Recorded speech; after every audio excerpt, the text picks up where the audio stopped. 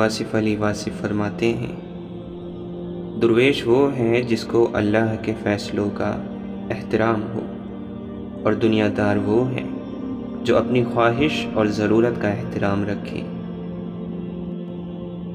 اگر سر آپ کا ہے تو درد بھی آپ کو ہوگا۔ لوگ دوائی دے سکتے ہیں لیکن سر درد کا حصے دار کوئی نہیں بنے گا۔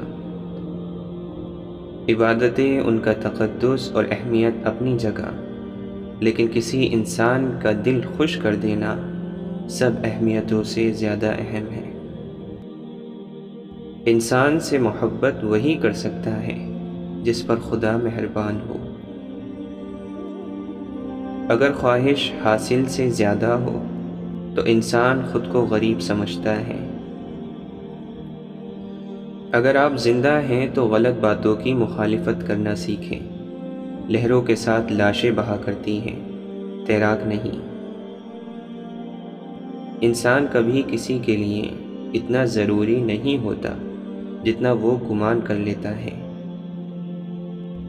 طاقت عاجزی کو چھین لیتی ہے، عاجزی چھن جائے تو انسان نہیں رہتا۔ ہم تکلیف کے جس مقام پر بھی ہوں، ہم سے آگے ضرور کچھ لوگ ہوتے ہیں۔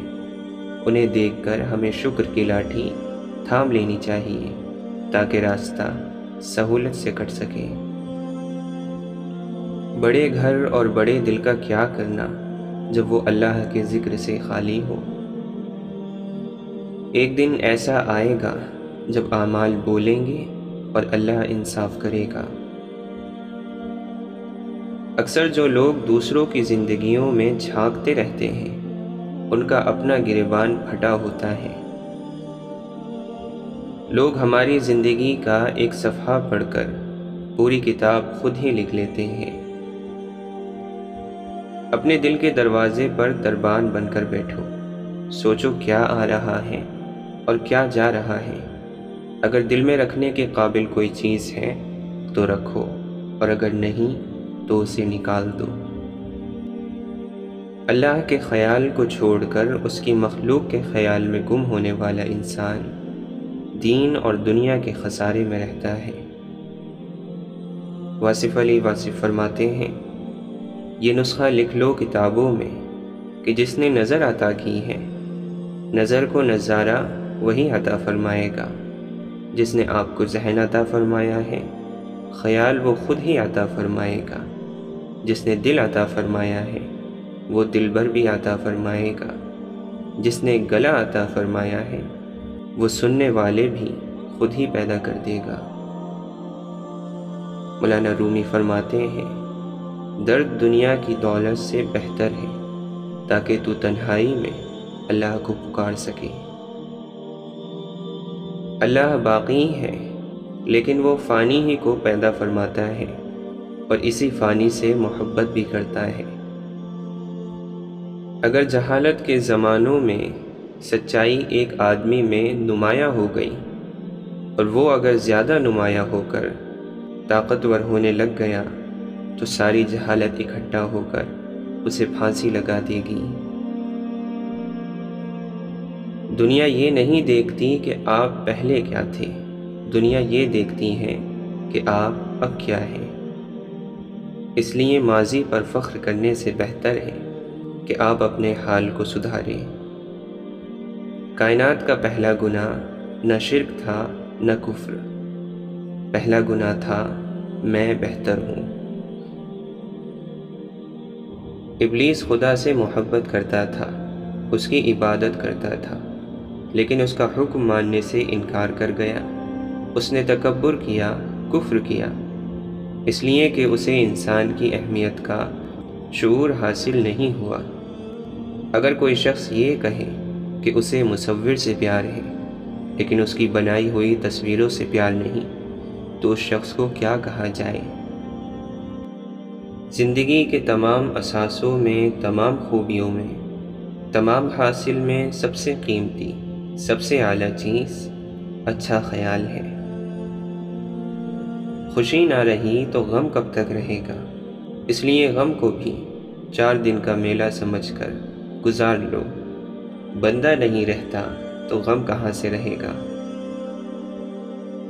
مسلمانوں میں زوال کے جو سبب ہیں تو اس کا ایک سبب یہ بھی ہے کہ مسلمانوں نے عبادت اور عبادت گاہوں کا تو بڑا خیال کیا مگر انسان کا خیال چھوڑ دیا۔ اصل بادشاہی یہ ہے کہ آپ کے پاس سب سے بڑا علم ہو اور آپ اپنی زندگی سب سے کمزور آدمی کے برابر رکھیں۔ اسلام اپنا محافظ خود آپ ہے۔ آپ نے اسلام کو نہیں بچانا ہے بلکہ اسلام نے آپ کو بچانا ہے۔ معاف کرنے سے انسان کا اپنا وزن ہلکا ہو جاتا ہے۔ نفرتیں اٹھانا کب آسان ہوتا ہے۔ اے خدا، تیرا اور میرا تعلق ہمیشہ برقرار رہے۔ چھین لے مجھ سے وہ سب کچھ جو مجھے تجھ سے جدا کرے۔ بھرم رکھا ہوا ہے میرے رب نے، ورنہ کوئی خوبی میرے اندر نہیں ہے۔ خود کو اعتکاف بٹھا خود کے اندر، تیرے وجود سے بڑھ کر کوئی اور مسجد نہیں۔ راستہ تو بڑا سیدھا ہے، موڑ تو سارے تیرے من کے ہیں۔ گر مانگا نہیں میں نے تو کچھ بھی نہیں مانگا، اب مانگ رہا ہوں تو خدا مانگ رہا ہوں۔ درویشوں کے علاوہ دنیا کے باقی لوگ بچے کی مانند ہیں جو دنیا کے کھیل میں مگن ہیں۔ حضرت جنید بغدادی رحمۃ اللہ علیہ فرماتے ہیں، بزرگی یہ ہے کہ اللہ کے ساتھ ہوتے ہوئے تجھے کسی اور چیز کے ساتھ کوئی تعلق نہ ہو۔ جس کی سمجھ جہاں تک ہے اس کے لیے تو وہاں تک ہے۔ مؤرخ جب بھی ہماری تاریخ لکھے تو الفاظ ضائع نہ کرے، بس اتنا لکھ دے کہ گھر جل رہا تھا اور گھر میں رہنے والے آپس میں کافر کافر کھیل رہے تھے۔ خیالات کی آمدنی کم ہو تو پھر لفظوں کی فضول خرچی نہیں کرنی چاہیے۔ اچھا انسان وہ ہے جس کے اعمال اچھے ہو۔ اچھی باتیں تو برے آدمی بھی کر سکتے ہیں۔ جہاں تک راستہ دکھ رہا ہے وہاں تک چلیے، آگے کا راستہ وہاں پہنچنے کے بعد دکھنے لگے گا۔ کوئی بڑا مقصد اس وقت پورا ہو سکتا ہے جب ہر شخص اپنی طاقت کے مطابق اس کو پورا کرنے میں حصہ لے۔ غصہ ماچس کی تیلی ہے جو دوسروں کو جلانے سے پہلے خود جلتی ہے۔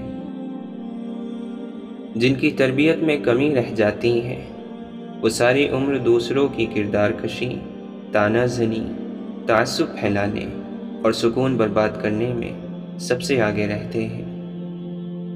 کمظرف انسان دوسرے سے لیا ہوا ہیرا بھی بھول جاتا ہے اور اپنا دیا ہوا پتھر یاد رکھتا ہے۔ دل کے معاملات اللہ سے بہتر کوئی نہیں جانتا۔ انسان سے یہ توقع مت رکھیں کہ وہ آپ کو سمجھے۔ رشتوں کی صرف ایک خوراک ہے اور وہ خوراک دل کو صاف رکھنا ہے۔ حضرت علی رضی اللہ عنہ فرماتے ہیں، دنیا دھوکہ دیتی ہے، نقصان پہنچاتی ہے اور گزر جاتی ہے۔ مشکل وقت آ جائے تو کسی کا احسان نہ لو، کیونکہ مشکل وقت 4 دن کا اور احسان زندگی بھر کا ہو جاتا ہے۔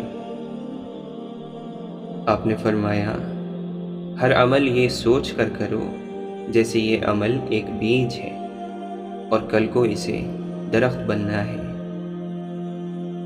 نادان لوگ دولت کے لیے دل کا سکون گوا دیتے ہیں اور عقل مند دل کے سکون کے لیے دولت لٹا دیتے ہیں۔ دھیان رکھو تمہاری باتیں تمہارے اعمال سے زیادہ نہ ہوں۔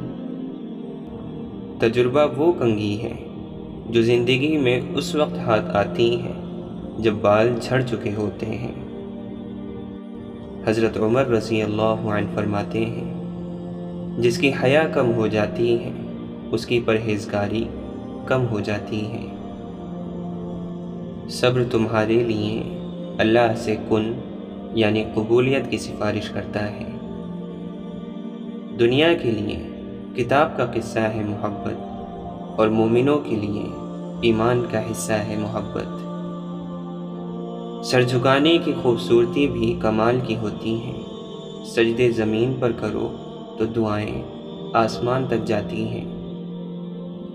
جب تک ہم اللہ کی ذات سے رابطہ قائم نہیں کریں گے تب تک زندگی کی سلوٹیں بھی دور نہیں ہوگی۔ مزید کی طلب سے پہلے موجود کا شکر لازم ہے۔ چہرے خوبصورت ہو یا نہ ہو، پر الفاظ خوبصورت رکھیے گا، کیونکہ لوگ چہرے تو بھول جاتے ہیں پر الفاظ ہمیشہ یاد رکھتے ہیں۔ ممکن ہے آپ بھی کچھ پابندیوں سے آزاد ہونے کی کوشش کرتے ہو جو اللہ نے لگا رکھی ہیں۔ آپ کو شاید علم نہ ہو، وہی پابندیاں ہیں جو آپ کو بکھرنے سے بچائے ہوئے ہیں۔